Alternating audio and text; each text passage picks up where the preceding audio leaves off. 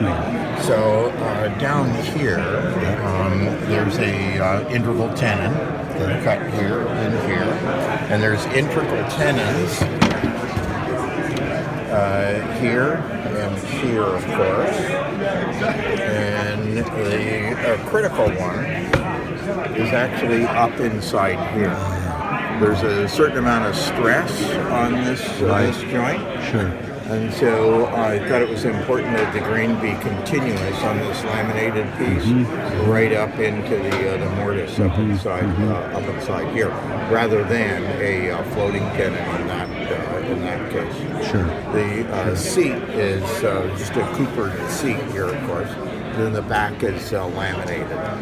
So we've got, I think it's a 30-inch radius form. We vacuum laminated the backs on this. I'm teaching this class for the first time at Mark's in October, and it sold out within about an hour when it went on the internet. Yeah. So that was kind of fun. Fantastic. So we've made the hardware here.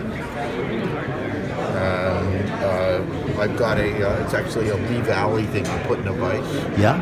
And it bent that material degrees. And then we drilled and tapped this piece here. And so this piece goes through the drilled tap section. Yeah. And runs in the groove here. Okay. And the groove was down to the hand router, you said That's earlier. Down to the router. Okay. Yeah. With essentially a male fence on the router plant, and then a flexible female to make sure that the router doesn't come away from the other surface over here. Yeah.